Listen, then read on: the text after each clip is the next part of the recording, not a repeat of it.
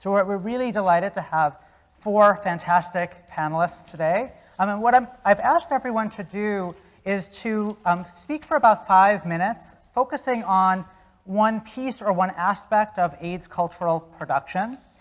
And then we're going to open it up. I'll open it up, ask some follow-up questions, and then we'll open up to the audience, and I hope have a kind of larger conversation about this. And I'm going to introduce each of the panelists right before their presentation rather than introducing everyone at the start. So let me begin by introducing, to my left, Avram Finkelstein. Avram Finkelstein is a founding member of the Silence Equals Death and Grand Fury collectives. He has work in the permanent collections of MoMA, the Whitney, the New Museum, and the Brooklyn Museum. And he is featured in the Artist Oral History Project at the Smithsonian's Archives of American Art. His book for UC Press, After Silence, A History of AIDS Through Its Images, was nominated for an International Center of Photography Infinity Award in Critical Writing and Research. He has been interviewed by the New York Times, Frieze, Art Forum, and Interview, and spoken at Harvard, Yale, Columbia, Princeton, and NYU. Avram. Are you ready for me? Yes. Can you hear me? Yes. I knocked my lav mic off and put it back. So anyway, I'm going to be talking about the Silence Equals Death poster, and the reason I decided to do that is because it casts a very mighty shadow, and I think it's interesting to consider what it means now. So shortly after the man I was building my life around started showing signs of immunosuppression and died in 1984, I formed a consciousness-raising collective with 5 of my friends to help me deal with the ramifications of it. Every week we met and began our conversations talking about our anxieties, our fears, but we always ended up talking about the political crisis that we saw forming. We would bring in press clippings. I couldn't understand why no one else in Manhattan seemed to be talking about the politics of AIDS. Thank God Larry Kramer isn't here, because he would kill me for saying that. But generally speaking, people were not talking about the politics of AIDS. And then I remembered, as a lifelong New Yorker, when New Yorkers need to speak to one another, there's always the street. So I proposed that we make a poster. We weren't an art collective, we were a men's consciousness raising group, but I thought we can't be the only ones who are interested in this question. I had no idea what might happen when we made this poster, but I knew we couldn't be the only ones who were enraged. And what I, of course, discovered is that we weren't. Within weeks, literally weeks, of we-pacing Silence Equals Death in the streets of New York, we found ourselves surrounded by a community that went on to activate our shared spaces through direct action, ACT UP. In my opinion, our small collective designed Silence Equals Death, but it was this activist community that actually created it. This image, as we currently understand it, is the result of people who responded to its call. Because our collective spent 9 months working on this poster, we spent 9 months on it. That wasn't all we were doing, but it's 9 months of exploring the layers of meaning of the silence that we were noticing around us. Silence Equals Death became packed with enough of those meanings for this image to be both specific and open-ended, to be critical and welcoming, interrogative and declarative, momentary and expansive. And it also encouraged the ongoing reinterpretation of it. So it was designed to be agile and adaptive. It's one of the reasons we argued about it for 9 months. We placed it in the public domain to circumnavigate the question of valuation that ownership implies. It was not our intention to control the meaning of this work, but rather to set its meaning free. We squatted on advertising vernaculars because they are ubiquitous in late capitalism. It was kind of like a free ride. And And advertising vernaculars are responsible for this sort of ever-changing information commons that has replaced any previous understandings of community or communal space. Advertising is the folk language of capitalism, in my opinion.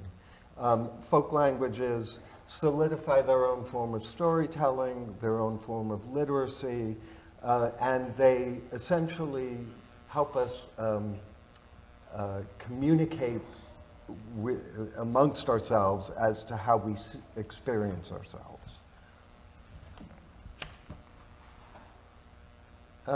The context of this image was originally designed, this image was originally designed for, has morphed into a landscape of non-orientability, now that we all carry computers in our pockets.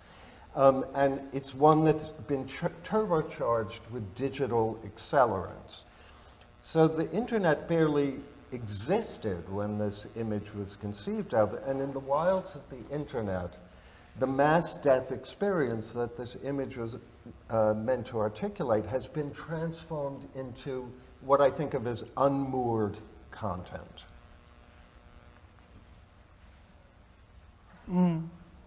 So the result is a death match between commercial sovereignty and individual identity. Our cell phones serve as focus groups. They track our search habits.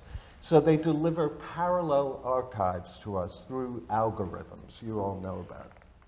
Everyone knows about this by now. Which may include activist gestures from our past. So even though its ongoing meaning has changed, has morphed, I still believe that every iteration reifies the original, and even where it doesn't matter because the newer versions are contributing to the meaning of the work. So, although the questions of capital were avoided by the open source dissemination of this image, the implications of ownership are institutional. They're deeply institutional and systemic in late capitalism. So there have been skirmishes over its use, exemplified here by this thread on ACT UP New York's Facebook page over a Bravo network request to use the image in a documentary program about the 80s. Some members tossed around fee demands in the tens of thousands. It's in the public domain. You can't control the use of something once it's in the public domain. And others, dear Larry Kramer, insisted that the use be completely denied to Bravo, even though fair use has been foregrounding its activist propositions to diverse publics for decades. This is from the Netflix film. This is an original image. So unlike the side streets of Manhattan where this image was originally posted, Andrew Garfield is in the image. The internet is a perpetual motion machine, and it moves at the speed of light. And as representations of activist communities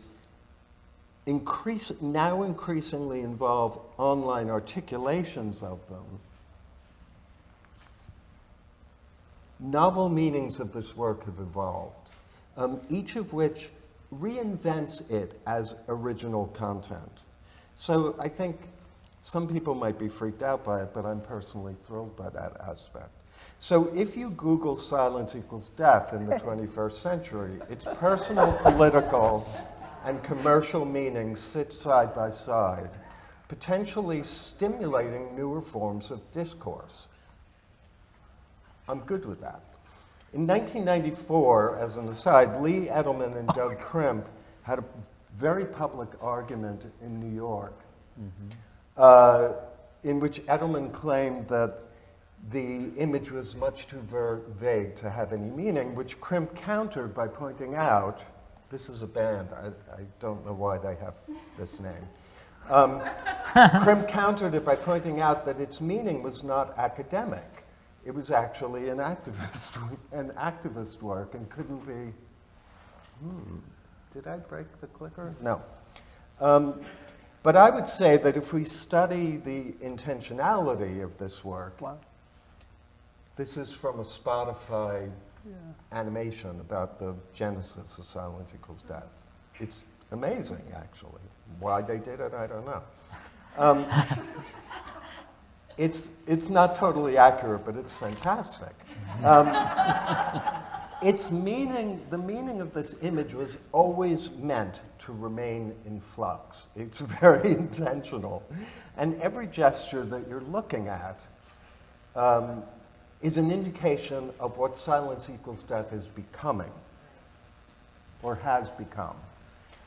It was designed to address this mass death experience, but this image was never intended to be viewed as art. And its ever-shifting social context underscores the dynamics of this image as it maneuvers between politics, history, resistance, commerce, and cultural production.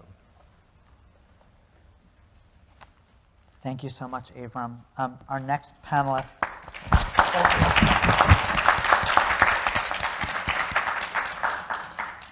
Our next panelist, Laura Stam. Laura Stam is Director of Diversity, Equity, and Inclusion for the Department of Medicine at University of Rochester. Her work appears in several academic journals, including Alphaville, MAI, Feminism and Visual Culture, Spectator, and TSQ.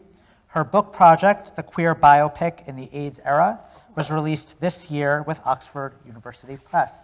Thank you, Laura. So I'm focusing on Keel of Asia and AIDS art iconography. This is part of a larger project that I touch on in the last chapter of my book.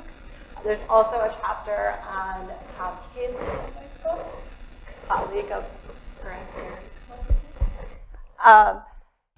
And in that chapter, I do also cite Ted's interview in The Village Voice with Kia. And the reason why I find her work so provocative, besides the fact that it's just arresting images, is that she represents a lot of what the keynote this morning talked about, which is a living history of the virus.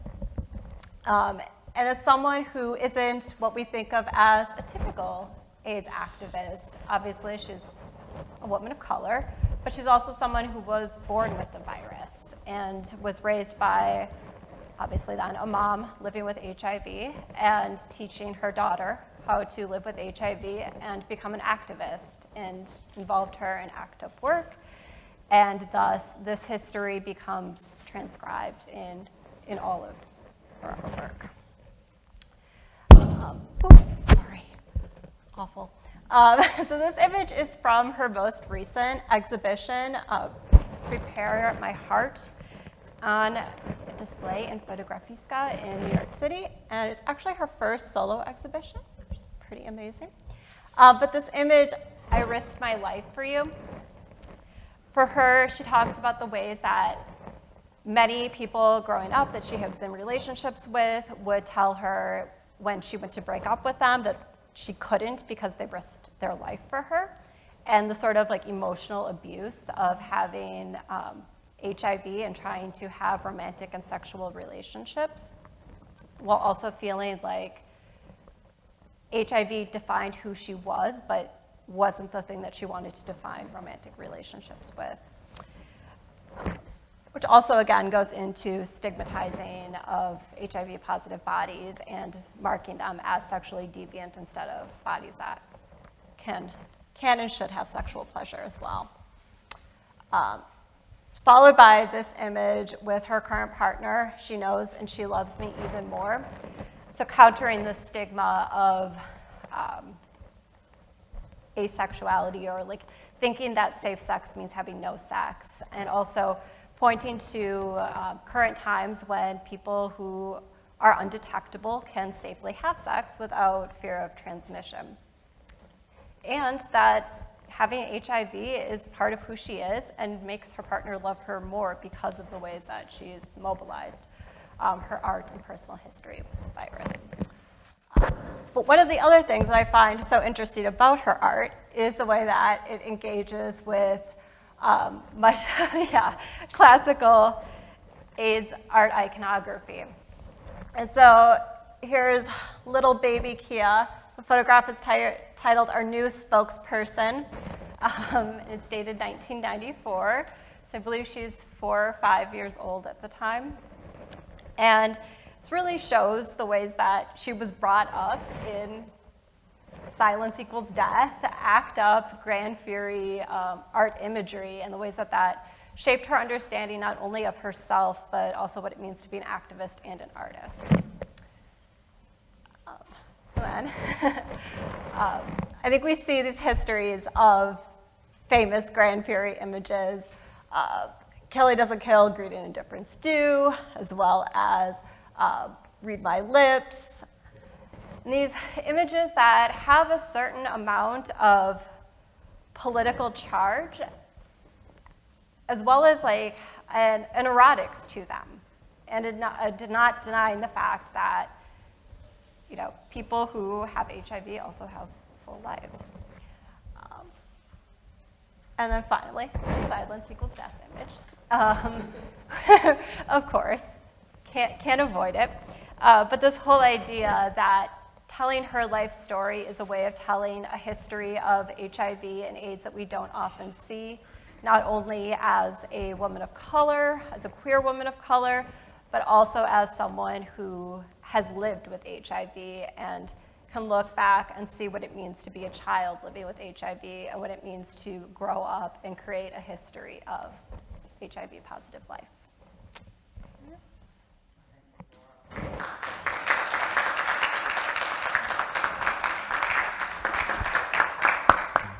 Our next panelist is Dr. Jeffrey Q. McCune Jr.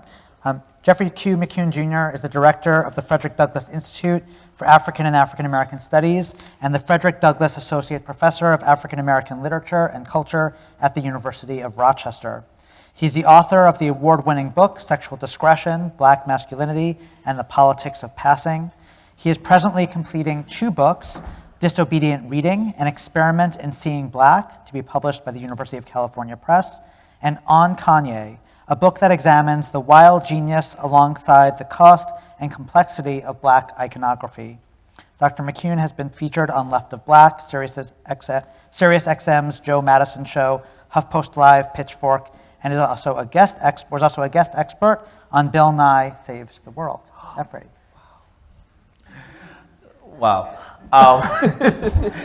It's always funny when people go, oh, wow, to that moment. It's actually one of the fun episodes, but I can't talk about that right now. I'm going to talk about this. First, it's so great to be on a panel with each of you. We are colleagues who have not met, but definitely think in some of the same ways. And of course, my good friend Ted, who I've known now for years, and actually coming back to a conversation that we had many years ago, maybe 6 or 7 years ago. When I was finishing Sexual Discretion, Black Masculinity, and the Politics of Passing, I remember Douglas Crimp and I sitting in the office, and I was debating whether or not, I was actually at the University of Rochester as a postdoc, and Douglas Crimp and I were debating what the hell was I gonna do with these kind of posters that were circulating around men who have sex with men but don't identify as being, gay or bisexual, and what was I gonna do with this one particular poster that said, what you don't know can kill you. And it had like these, a impregnated woman and her presumed partner or husband, and then this boogeyman figure behind him looking like he's, the top to his bottom, right? Holding him in this kind of quote unquote thug paraphernalia or sartorial dress. And I was like, what do you do with this, Douglas? Do I want to write about this? He's like, you have to write about this, right?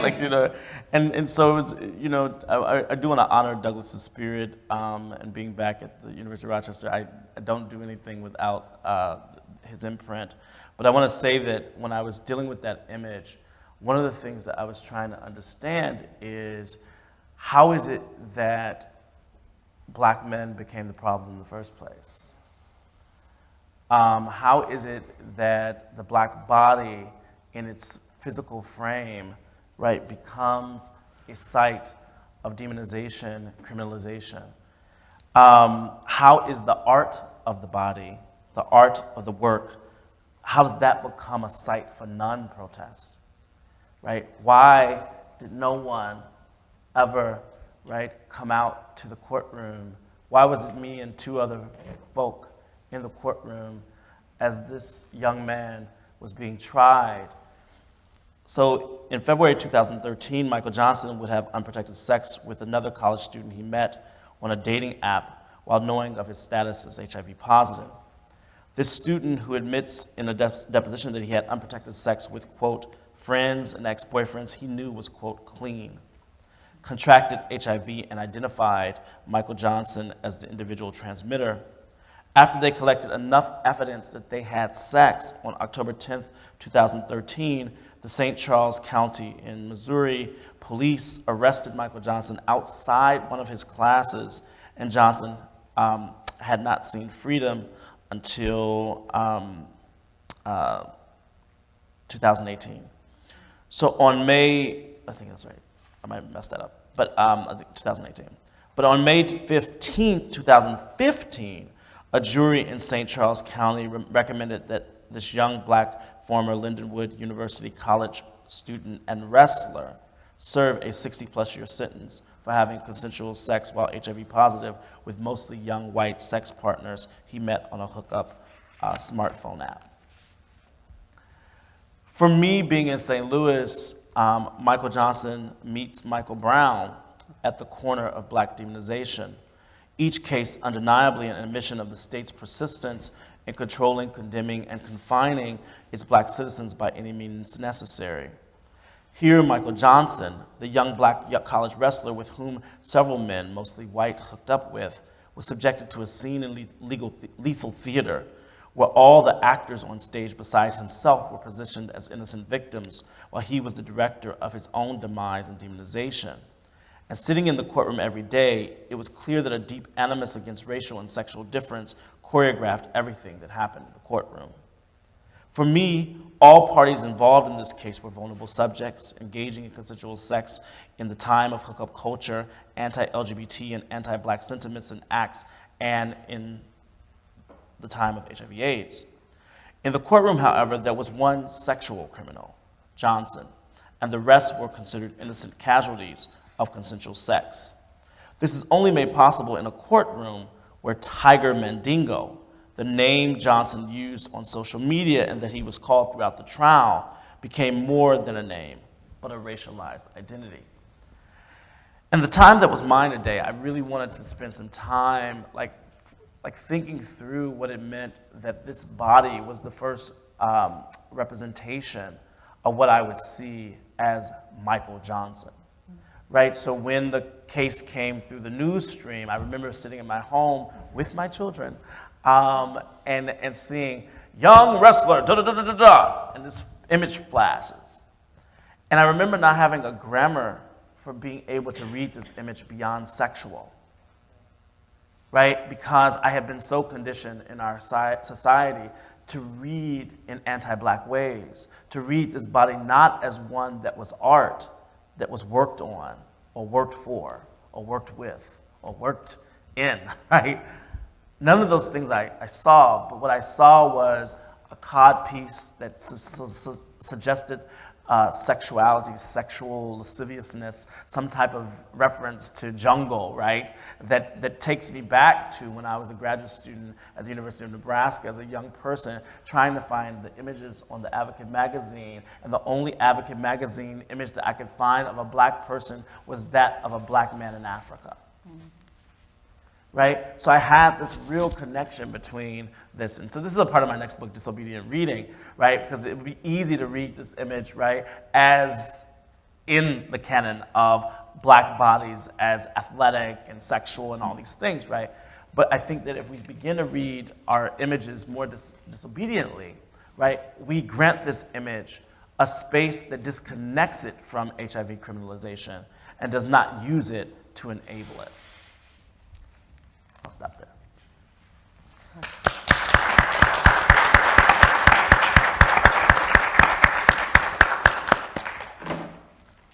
And our final panelist today, Theodore Ted Kerr. Ted Kerr is a writer, organizer, and founding member of What Would an HIV Doula Do? For the National Library of Medicine, he curated the 2021 online and touring exhibition, AIDS, Posters and Stories of Public Health, A People's Pandemic. And along with Alexandra Juhas, he is the author of We Are Having This Conversation Now, The Times of AIDS Cultural Production, coming out later this year from Duke University Press. Ted. Thank you. Thank you. This has been really amazing already. I would love to just jump in. I didn't know that I was going to be the most literal of us all, but I'm going to show a few slides that will explore protest, and we'll start in an actual museum, and then we will move from outside the museum. So for many people in this room, this might be a familiar image and maybe a really important image. For some of you, it might be brand new. This is from 2015. It was one of the last days of this exhibition called Art AIDS America, a touring exhibition that started in Tacoma, Washington, that was supposed to be this landmark kind of big survey of art made in the United States around HIV/AIDS. And a group of protesters who had already been organizing together for many years in the Tacoma area had seen the show a few weeks earlier and were profoundly disturbed, upset, confused, shocked about the lack of Black representation and Black artists in the exhibition. So they used the last free day and they staged a die-in, and they staged a big protest using the hashtag Stop Erasing Black People, which you can see there. And they made 3 demands. Are you protesting me right now? They made 3 demands, and the demands were, as the exhibition continued to tour, that there had to be more representation of Black people and of Black artists, that the museum had to hire more Black people and people of color, and that the museum staff had to undergo diversity training, and that training had to be led by Black people. And their protest was so successful, all 3 demands were met, and the exhibition was notably much better in every stop along the way. And what their protest made possible was that the host organizations that had their own concerns with the exhibition were able to put in things that they wanted to put in that they wish they had seen along the way anyway. So there was more local content, more content from Black people, from Indigenous people, from other people of color. What I think is really amazing is that the protest has a life beyond that one powerful day. Not only does the hashtag circulate, but there was an amazing short film commissioned by Visual Aids, so shout out to Visual Aids, where you can learn more about the Tacoma Action Committee and that specific protest and their beginnings, which starts in Black Lives Matter, which starts in understanding that safety is about community. And then there's a really beautiful essay in Art Forum by Julia Bryan Wilson, where she argues that that protest is now inextricably linked to the exhibition, that it is part of the exhibition. So that's protest 1. This is protest 2. For me, this was a very important protest. David Bornarovich's Fire in the Belly was censored in Hide Seek, and it caused the best way to get things seen is to try to censor it, right? And so this censorship by some members of, well, let's make sure I get my American politics right, Republican congressmen and the Catholic League, they wanted to see it taken out. It was the Smithsonian conceded, and they took it out. And what that meant is that more people have seen that video than ever would have seen it if they just left it in the exhibition. And in cities around the world, but specifically in DC and New York, there were protests where people would go to Smithsonian sites and they would, using imagery from David Bornarovich's work, protest the censorship and call for the end of it. And lots of cultural production happened from there. The protests created a lot of imagery. I created my own collage because I got very confused about, I was sick of seeing David's mouth to be silent, so that's David Bornarovich, sorry. I didn't say that earlier. I was tired of seeing David's mouth closed. I thought, aren't we saying that we want David to speak? And then L.J. Roberts made this beautiful censorship mask. So we've started off in the gallery. Now we've gone to the gallery, but then that's taken us outside of the gallery because of censorship. And then the last protest that I want to talk to you about is one that I think is not as canonized, if we like that word, as it could be. And I think it's a really important moment in AIDS history and AIDS activism history, and something that we could be thinking about right now. So two kind of legendary activist groups, ACT UP, which you've heard a lot about maybe over the last few days, and then Queerocracy, which was started by students at the New School, young cis women, and then their friends who were from the school as well. And they occupied the speaker of then the lobby of then House Speaker John Boehner's office. Let's just call him Boehner. And basically, maybe you'll remember if you were alive at the time or paying attention at the time, there was something like the financial cliff. We were about to go over the financial cliff, and these cuts would have meant, just horrible things for everybody. But what Queerocracy and ACT UP were trying to say is that any cuts that the federal government does are going to have even more devastating impacts on people living with HIV. And we know, especially from that beautiful last panel that we saw, is that people fight so hard to get a foot in the door, to get that house, to get that medication, to get that stability, and that 1 month without that, or 1 week without that, can actually mean the end of life as that person has fought so hard to get. And so this protest, where 7 people of various ages, not just young people, went naked and they protested it. Interestingly enough, only 3 people were arrested, and they were all the women that were arrested. Nobody else was arrested. So those are that's my stuff in the soup today.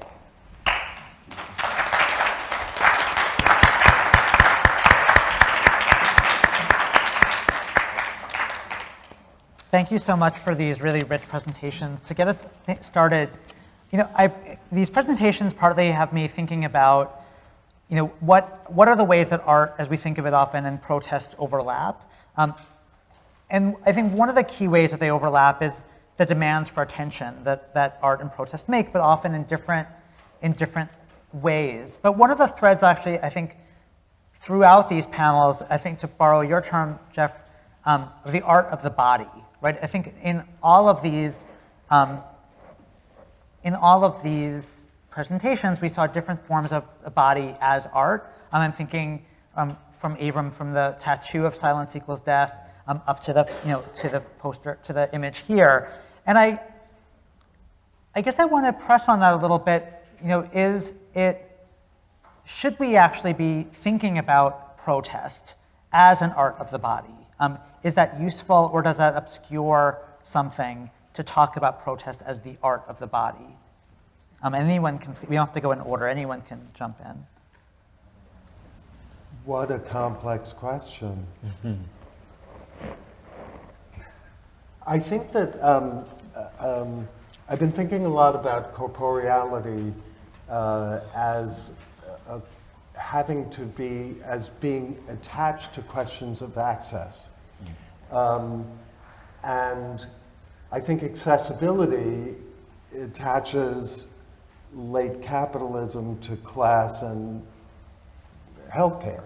So I think that access is actually a more cogent rubric than the body as a metaphor. But I said in my talk last night that my Instagram is anemic compared to people who just take their shirt off, and that's all they do is take their shirt off, and they have 60,000 followers, and I have like 1,300 followers. So I do think that the body is incredibly potent, especially as it relates to the women's health movement, the matrices of scientific research in America. You can't overlook the importance of the body. But I tend to think expansively about it these days.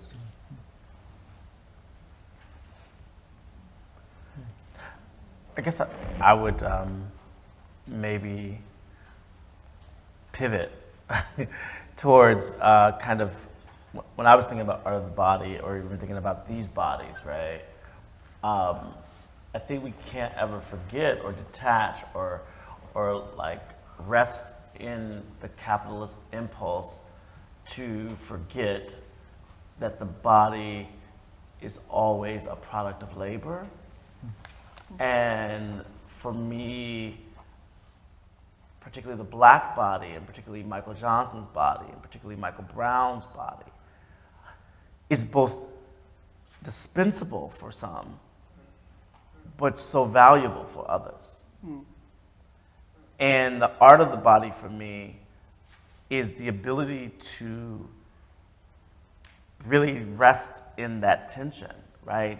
That even as we talk about, I mean, we didn't talk about this for this one. I said I was going to do it, but I guess I'm bringing it here. You know, even as we talk about early AIDS activism, which would not have known to do this. I mean, it's just the kind of the way in which, you know, our knowledge production happens. But, you know, Robert Rayford was suffering disease, particularly HIV, probably, perhaps AIDS, we don't know, right? In Missouri in 1969, right?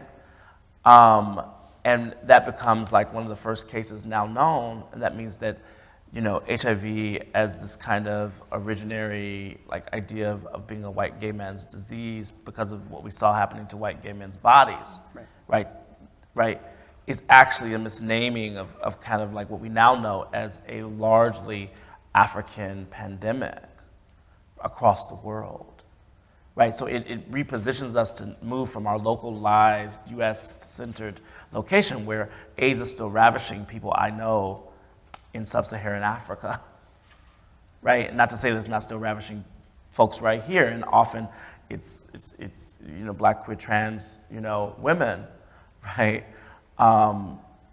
Cis and trans, right? So, so for me, the question of the art of the body is really about like never allowing for the body to just be a blank canvas, which I think sometimes the notion of access might gesture towards, like the impenetrable means that it has to be open or it has to be some type of canvas, but I think some bodies are always already foreclosed for any kinds of, like, even me couldn't see Michael Johnson beyond the sexual, right? Like, I'm like, I know folks, right? I know Black people, right? You know, and so it's a real, I don't know, that's a long way to answer the question, but that was my pivot.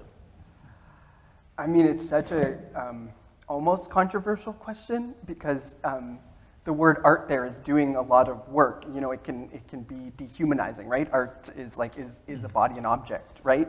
So I think I was a little bit like when I first heard the question. And the thing that I'm really interested in saying, maybe painfully a lot, is like first and foremost, HIV is a material reality in some people's body and not in others. And there's material reasons why HIV is able to thrive or, you know, be present in some people's and in some communities and not in others. And so when I hear the word body, that's where I first go. And then art, I mean, Avram's book, After Silence, is so incredibly useful in parsing out, for me, when is something art and when is something not art. And I don't have the quote exactly here, Avram, so please fact check me here. But artifacts made in times of desperation are not art.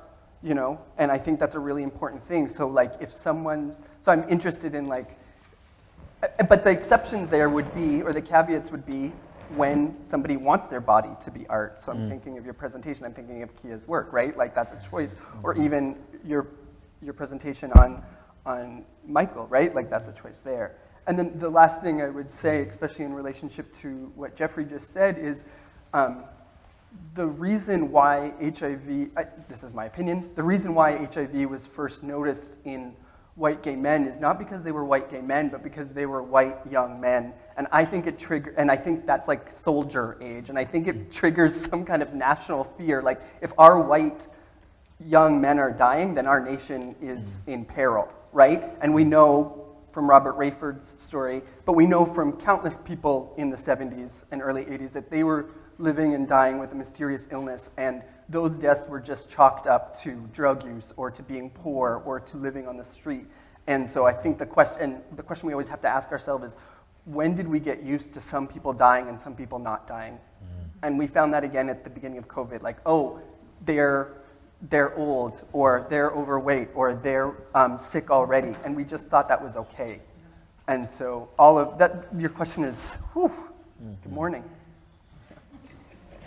I'll go ahead and chime in last.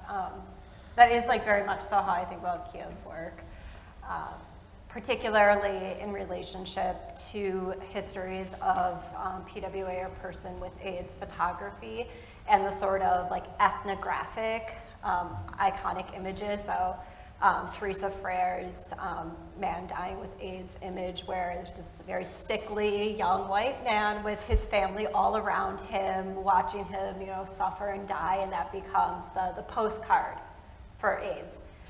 Or Nicholas Nixon's People with AIDS exhibition, which was also protested, because of the way that it takes these bodies of young white men and makes them an image of death and dying, and makes almost like a visual shorthand for that is a person with AIDS. So I think what Kia LaBeija and other artists are doing is using their body as object and body as art that they're in control of and can change the meaning of what it means to have AIDS or HIV. Thank you all for that. I want to build on this too, and that the quote that you were paraphrasing, Ted, from Avram's work about work. Again, I'm going to paraphrase further, right? That work produced in a time of crisis is not art, which brings me, I think, to the larger question about historical context, and that one of the things that art often does is to either remove something from history, right, to reify it as art, or to historicize it in art, right, so historicize it in a context of artistic production rather than a social context, right? So I think of an image like the Grand Fury poster on the bus, right, where I know that it's the two women are Julie Tolentino and Lola Flash, and I am interested in the history of that, right? But that's not how that image as art necessarily circulates, the social history in it. And I also think about Kia, and I think in reading her interview in the New York Times, talking about wanting to include, right, the photograph of herself as a child in the exhibit alongside her artwork.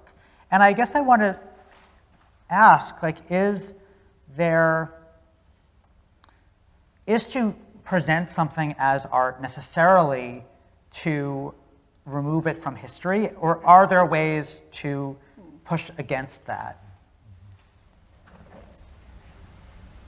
I mean, we're going to go back to Douglas Crimp. I mean, he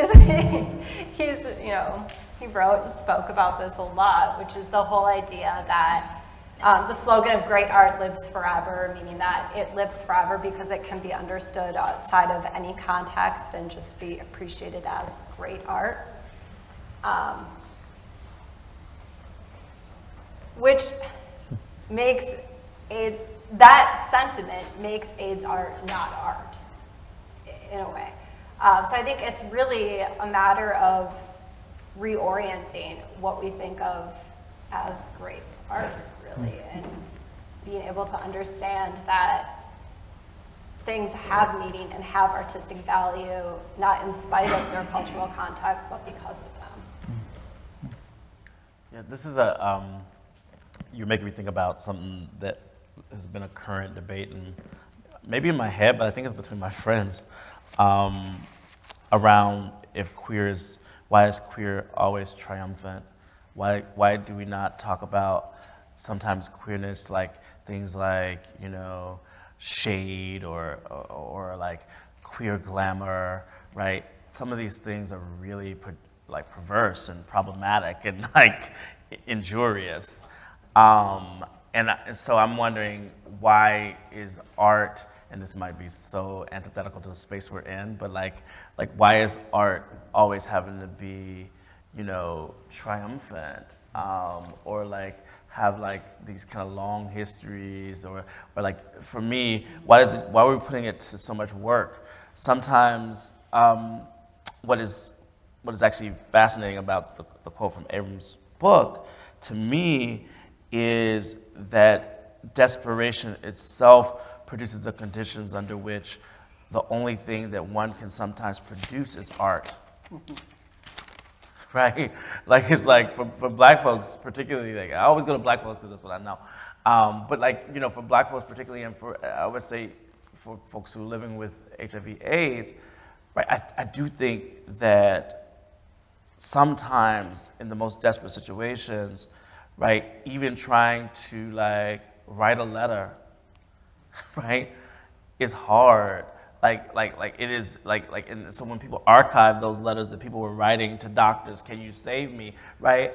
That is art, but not art in the sense that I need it in a gallery. Art in the sense that I needed to actually look back and be able to say, look what my people were doing, right? Trying to get doctors to hear them when nobody else would listen, right? That to me is what it is. And so I'm really, really troubled sometimes by like our commitment or the canon of thinking around art as always being that which is terrific and triumphant. I actually think sometimes for me, art is that which is traumatic, troubling, makes me tremble to think about it. The body of Michael Johnson at once is beautiful and at the same time terrorizing my mind, because I know he was wrestling for a university that then came and allowed the police to take him outside his classroom. And nobody said, well, do you have evidence? Like, what's the right for you to come here? Nobody said that, right? His coach didn't even speak up, didn't come to the court. Think about that. Like, that's just, I don't know. So for me, you know, art also compels me to kind of reflect on the trauma that is, too.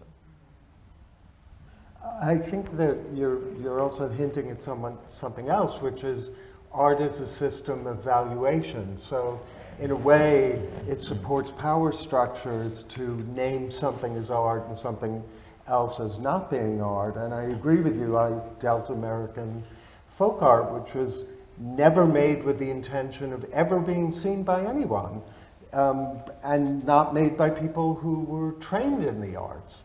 But that doesn't make it less of an art. I think that the question that you ask goes back to the body, and it goes back to the systems of valuation that have to do with whose body is it, what the work product is, what the potential value in the long term. Like, as you were asking this question, I'm thinking about Goya, and it's like, okay, well, Goya would be an example of political work that became a part of the Western European canon. But what about the bodies that weren't photographed? You know, and all of the people who've died and whose lives are significant and have meaning and lessons for us, which is why we're having this fucking conference, is to try to locate those counter-narratives. I think the question of valuation has to do with capitalism, just like everything else does. Yeah, I'm just going to build off that as a period. I think it's really helpful to think of the differences between what is art, what is caught in the art world, what is visual culture that's not art, can't it just be visual culture, and what is capitalism, right? And for me, that's always triggering, you know, I had the great fortune of working at Visual Aids for many years, and you get to experience so many people's artwork, people who were making art because they were artists, and then you get to experience people who were making art to survive. That very beautiful thing you just said about the letter, like it was a lifeline. And then it was always frustrating or heartbreaking to hear someone try to be helpful, maybe say like, oh, imagine what they would have done if they had lived longer.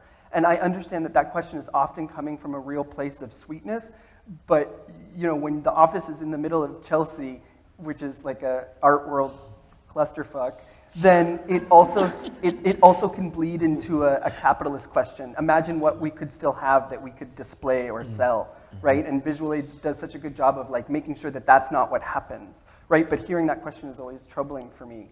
And this is why I think a poster exhibition can be so subversive, actually, because it brings together art world, community, visual culture, and can actually keep capitalism out, right? Because these are disposable things that some smart people know to keep, right? And so I really am interested in the subversiveness of a poster exhibition.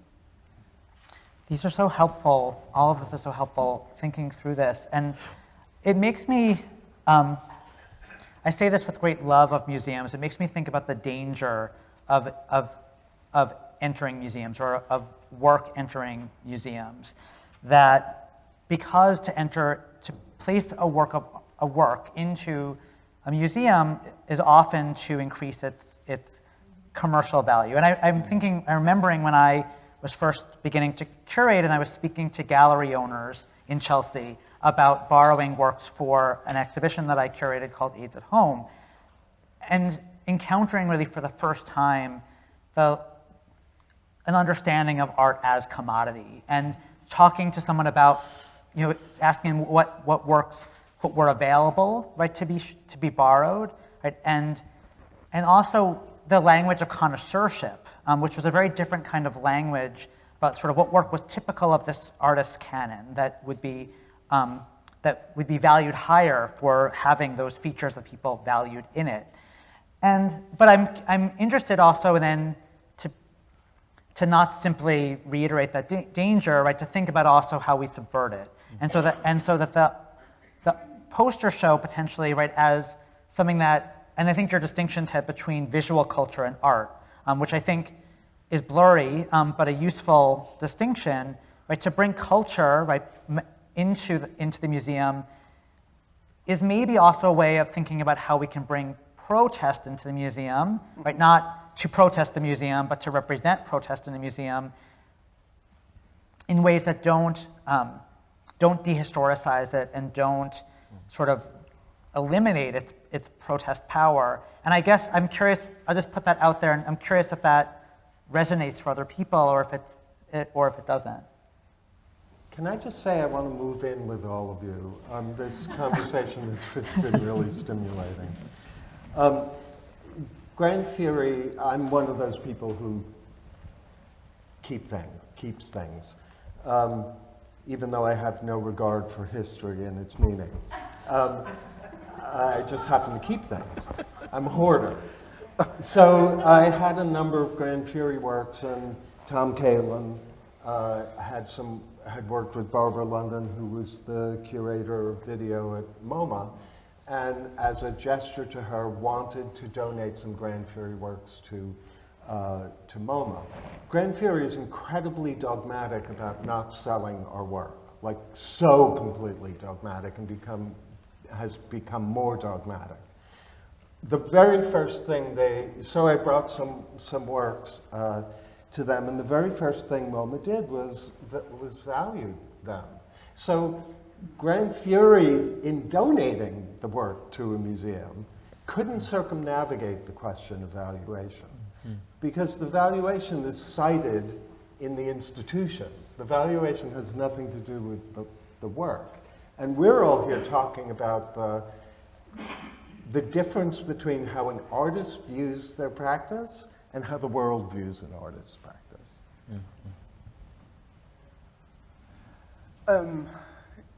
So some of us in this room are working we're part of like some small meetings about a general idea exhibition that's going to be happening in Canada in a few months. And there was frustration within this small group about the communities and what was going to happen, and there was lots of like some really smart people in that room trying to be forceful, and it just reminded me that you can raise awareness, you can trouble, you can push back, you can fuck with, you can do all those things, but I really have real concerns about how much you can actually protest or successfully have your demands met from the inside through artwork. I think the museum is just a bigger machine, and so I love the question, and I think protesting from outside is really effective, and I think helping to erode museums until we have something new. So like fighting it while it still exists, and then build something new while we're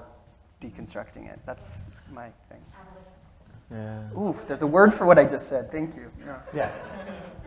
And I wonder if there's a possibility to even think about, picking off what you're saying, like if the protest is not actually in what is presented, but the protest is actually who is presented to, right? Because I think about like, what does it mean to like bring in folks who, you know, as we talk about HIV/AIDS organization, right? We bring in organizations that we normally, I'm not gonna say we normally, I'm gonna say that are typically not invited to these occasions, right?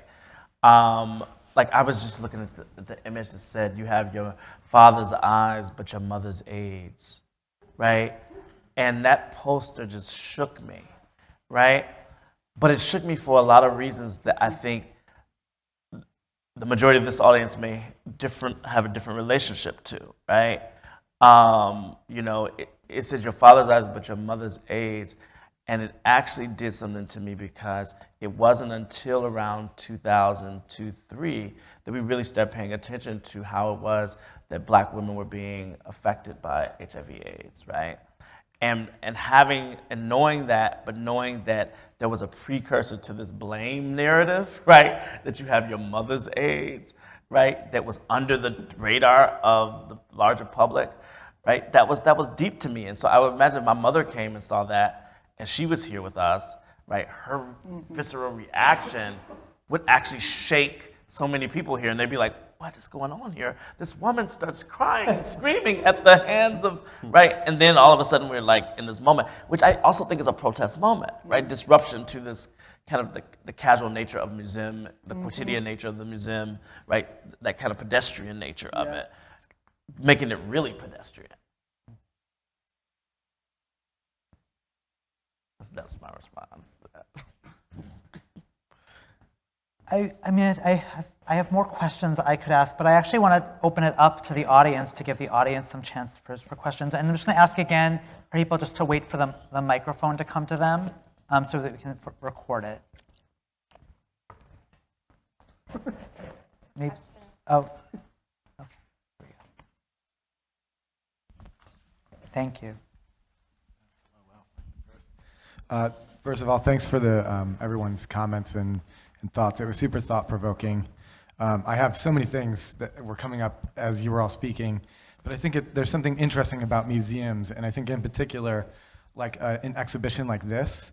And you know, it's not to say that museums are infallible, and it's not to say that we don't have trouble reaching all of the audiences we hope to reach. But I think in a situation like this is sort of it's not like a typical art exhibition. And I think that one of the nice benefits of having it here is that people who are totally like think that this does not affect them or does not affect people in their communities or don't understand like how widespread some of these things are, the museum is a really amazing place, like I hope, to use it as a platform to like educate people. So I hope that when people come in and see this, if they're not like, you know, learning something, or they're not touched by something, or they're not realizing like the human connection, then, you know, I don't know where or like how we can probably do that better. But again, this is coming from someone who's a museum person regularly, but I just think it's such an interesting thing. And I think, you know, that idea of like, how do we make these topics expand and get them out there to everybody is really interesting. So maybe less of a question, more of a comment, and just thank you again for, you know, everything you've all had to say. Thank you for that. Yeah. Oh, can I go really quickly first? I'm sorry, because we both raised our hands. So I know that I said some stuff at lunchtime, and I keep talking about being the collection. And I think I just wanted, something just hammered me over the head as you talked, when we talk about space and art. I think it's really important, and like the most baseline comment that I need to make is that this collection is not a museum collection. It is an archival collection. It's a library collection. And that what is culled from it and exhibited is, it could be done so many different ways, as we said. It could be done infinitely differently based on perspective. And I think it comes back to, we think about cultural heritage professionals or cultural heritage in general writ large, and we talk about these allied professions of archives, libraries, and museums, and they exist in harmony in many ways, but they also exist in conflict. Not in a negative way, but in a very kind of real, visceral way, that my work with the corpus of material, without, that more is more, and that we actively say, we do not collect art. I mean, that is within our collection development policy, but we actually do. So that's a whole other discussion. But I think that's really, this has all really resonated with me, because I think that it has so much to do with, whether it's in the street or in the gallery or in a flat file or online, it's all very different. And it's how we mobilize it, whether it's in a single item or in multitudes. Very, very interesting. This is an amazing panel. Do you mind? Like, my brain is about to pop. Do you mind if I respond? Yeah. I like what you're saying, especially about the power of these objects, and I'm thinking a lot about the silence equals death, the beginnings, right? And I think that that's such a model, and I think it would behoove everyone to think more about, like, what does it mean to gather as a community to think about something, and just one of the many things that came out of those times that you had together, food and friendship and probably conflict and all those beautiful things, and a poster, right? And I think one way that we honor that process is to then also do it in the reverse. So take these objects and use them as the beginning of the conscious raising groups, right? Like, a lot of things that are made in times of crisis are intentional triggers. They are shouts, they are screams, they are begging, they are invitations, they are provocations. And the least we can do to the people who are suffering or who are risking to create is to actually take that, not passively, but to then say, what am I going to do with this, and who am I going to do that with, right? And so I think every poster in that exhibition, or most posters in that exhibition, what does it mean to take one photo of that poster and use that as a conversation starter with, a sexual partner, or with your friends, or with the class, right? Like, how that is, if museums are good for many things, one of them is a place where just steal. And if you can't physically steal, then just take what you can and get it out. That's what I think a museum is good for. I didn't get my check yet. We had a question up front.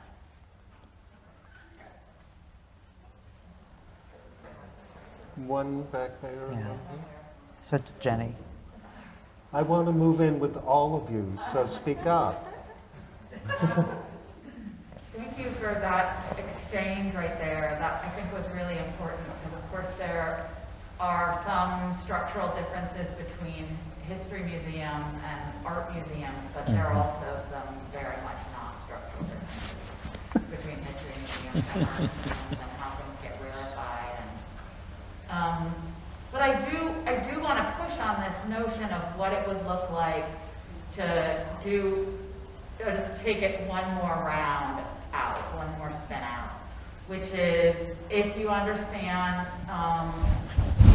the Tacoma protest, or even this protest, as coming, not this one because it's too early, but the Tacoma protest, of thinking about the relationship. I mean, Abram said it a couple times, like the women's health movement to act up to the movement for Black Lives, and then really what I have to say is in many ways some of the most profound movement building I have ever seen in my lifetime, but really also in my life as a historian and what I understand about social movements, which is abolition right now, and what it means to imagine that freedom, and how it works, and what it's an homage to, and what it means to sort of say, actually, it's not just about abolishing the police, piece, but it is in fact about abolishing a museum. It is in fact about abolishing, and not to get rid of it, but as an act of creation. Yes. And so what you're saying to me really speaks to that. I think that there is a categorical misunderstanding of abolition as destruction and not creation. And you see it when you put it in that history. You see how it comes to be that, right? It comes out of laying down on a floor in a museum and making an argument for what needs to be different, what freedom dream needs to be dreamt, right? So, I don't know, there's something here about, like, I'm glad that this image has been the one that we've been looking at. Me too. You know, there's something about that power of that. But also, I think calling on all of us who are part of the cultural production of HIV/AIDS and its history, not just students of it, but makers of it. Like, what would it mean for us to think about what an abolitionist practice would look like in this context? Well, because I think at the end of the day, it's about systems of valuation. Like the whole idea of Grand Fury trying to donate to a museum, they're like, well, we have to put a value on it. And inevitably that value of the work is judged in relationship to all of the other items in that collection that are all valued in terms of what we culturally value and what we have culturally valued throughout. Arguably like Eurocentric, white-centric, heteronormative, heteropatriarchal history. I just wanted to say too, I think it's one of the reasons why also, I think it's one of the reasons why university archives and museums are important, because I think sometimes, like in the case of this exhibit, right, being able to build an exhibit out of an archival collection, right, I think does challenge and trouble, and to some degree circumvent some of those systems of value, because there are, of course, other different systems of value that academics and libraries apply and archives apply to collections. But by putting those different systems of value kind of in conversation with each other, at least begins to denaturalize them. And I don't know, I'm also just, I'll say, interested in the ways that I see a lot of art museums moving towards more history exhibits that take up social histories, that are looking at artistic networks, right? Thinking about the Alice Neal exhibit, kind of actually thinking about the people in the paintings and, you know, and the networks that produce it. And so I think that's interesting, but I think it's coming from history museums or multidisciplinary museums that kind of also work to trouble the boundary between art and archive and art and history. I know there's, Michal Raz had a question over here. Can I just respond to Janice? Because there was also this other thing about scale too that was really interesting, right? Because when I walked in here, I didn't know where the exhibition was. So I started reading all these images that are not HIV/AIDS, right? As being about HIV/AIDS, and how differently that framed, right, these images, right? Because I got lost, and the docent came and said, "Oh, we're going this way." I was like, "Oh, okay." This didn't seem like it. Then I got to the poster that I talked about earlier with the mother. But your point around like how abolition can also happen is sometimes obviously accidental, right? In the sense that it restructured what I saw as being the important subject of the hour, right? The subject often is art at the grand scale, right?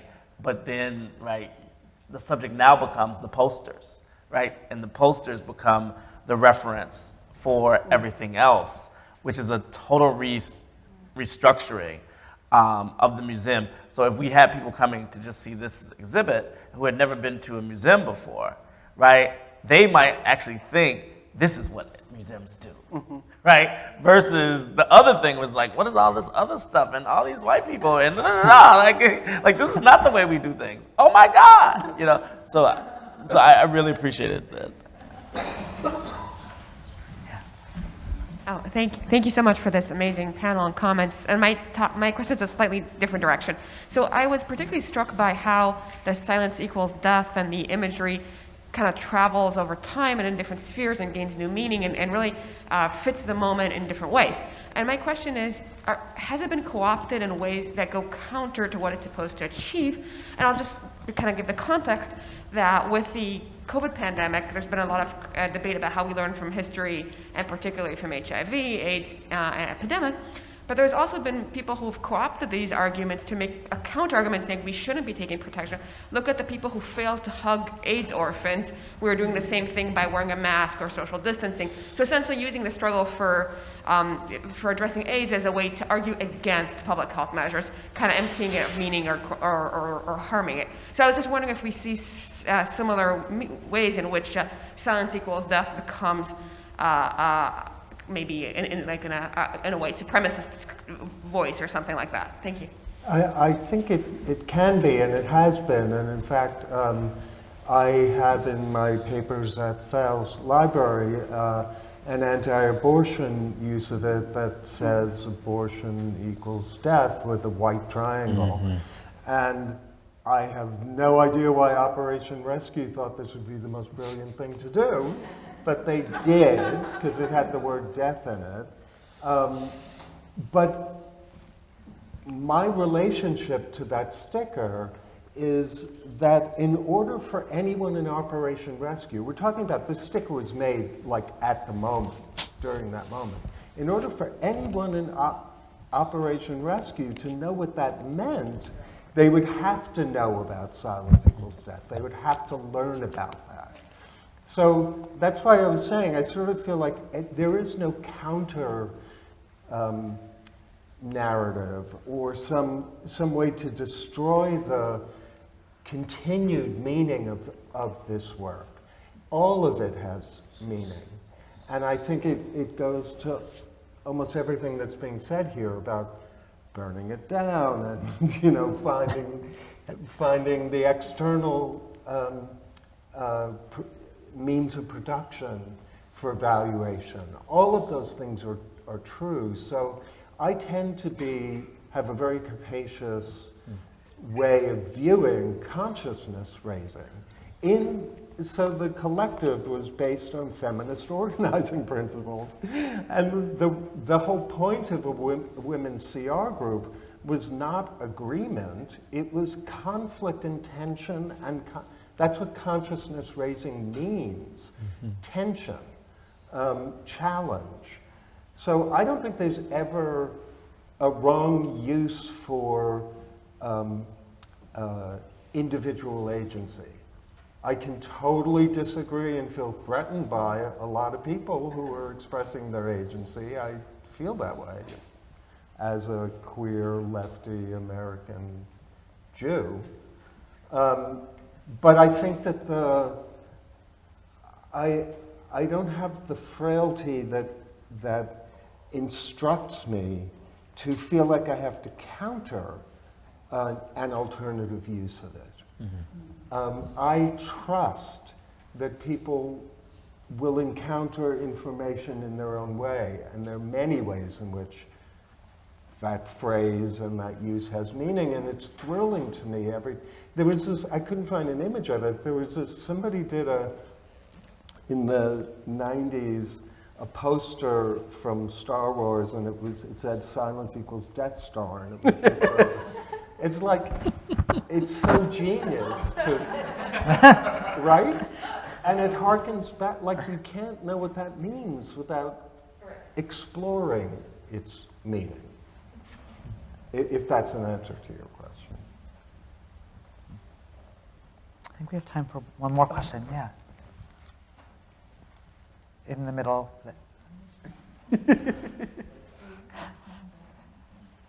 Oh, you're going to have two mics. Hi. Yes, my question is inspired partially by this visual up here, and I'm curious about the sounds of protest and when that turns maybe into art. You know, the corporeal nature we're talking about, the power of the voice and the air and the breath it needs. When do you think that turns into art and music and I guess, yeah. So there is a AIDS collective that used sound to, especially protests and interviews, to make art. And I'm hoping someone else remembers. It's Daunt Rhine and Robert Sember, but I can't remember. Yeah. Ultra Red. Ultra Red. Ultra Red. Out of LA. So they're doing that work. And I think, and that's something that could have a conference of its own. There are not countless, but so many amazing oral history projects specifically about HIV, and they've been from very early on. You know, one of the most famous oral history projects that I ever heard about before I understood what oral history was an oral history project with the doctors and nurses and other medical people responding to HIV, and that was in the 80s. And that's continued. There's the ACT UP Oral History Project. We saw Jenny's and Matt's and the Women's Project this morning. There's the Smithsonian thing. And so I'm really hoping that somebody wonderful does something with that kind of sound. And then, of course, all the footage that James Wency and Diva captured, all of that that captures the sound of activism. And when you hear Anne yelling, "We're fighting for your lives too," right? Like, "We're fighting for your lives too," to me is as powerful as "silence equals death." It sticks in me. And so I would say that there's some existing, and I hope that more people make more of it, because it is so ephemeral. Ephemera? I don't know yeah. Yeah, the performance studies person in me is like, there's no, not hearing this image. Yeah. Right? But I do think we're instructed to look at still images and actually just see them as still, right? But there's no hearing this image. I mean, like, fun hop up, like there's a sound there. Well, look at Michael. Right? It's just, it's just so much. But I think, to your point, I do think that these kind of intertextual opportunities should be taken up, right? Because we do lose something. I don't want to act like everything is a utopia, right? Like, and everything is perfect. I take your point too, that some things are just some things are gonna be left out on the cutting room floor, as they say.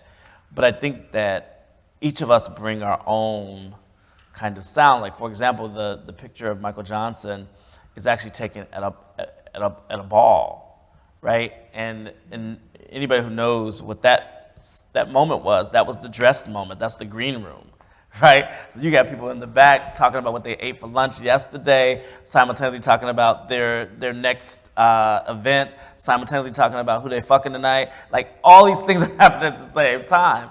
And interestingly, right, folks who are unaware of ballroom culture have no context for that image, right? And so in this museum moment, I actually am okay with it being a part of this kind of larger conversation, because that is the way in which we decontextualize Black experience and Black life, right? We actually don't give a fuck about the historical nature of the context, right? And we kind of like, oh yeah, Michael Johnson, he's the guy who, went to jail for exposing his partners to HIV or whatever, right?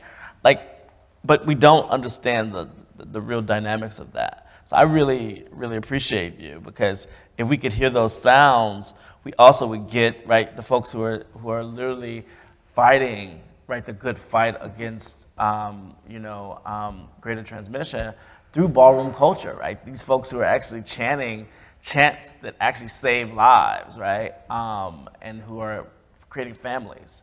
But we missed that in just that little snippet that I showed of Michael Johnson. We don't get the community that he was in, that he was then extracted from when he then was incarcerated, right? We don't even talk about that part, right? If you talk about saving Michael Johnson, right, and like saving people and trying to help them figure out how to navigate living with HIV, right, then you don't extract them from their family, right?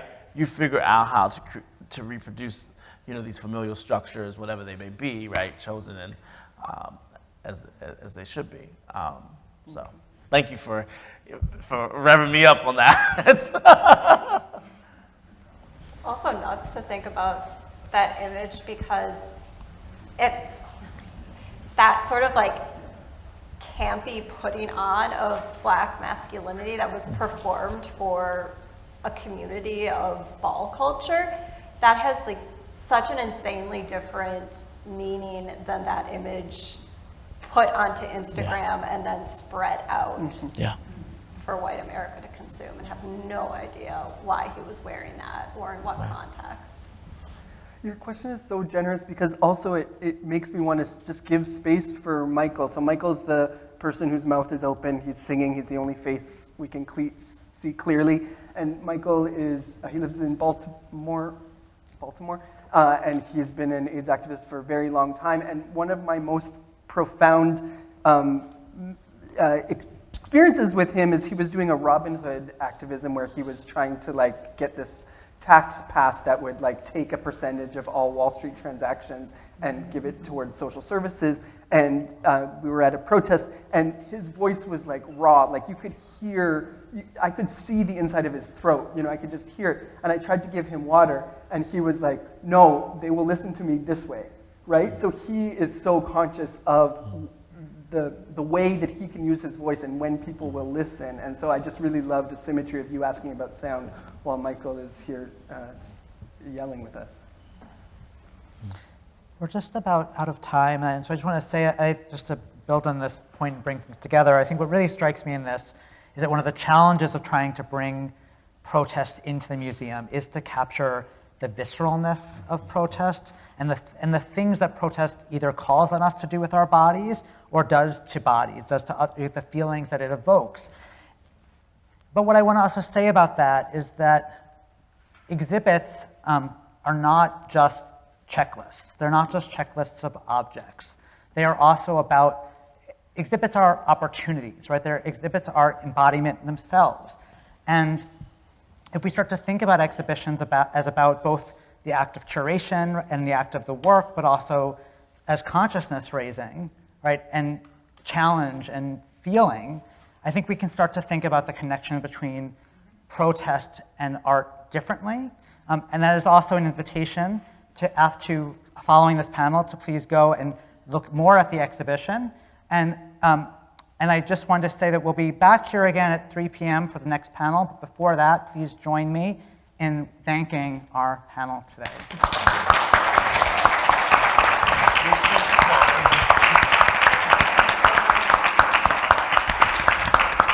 Thank you, everyone.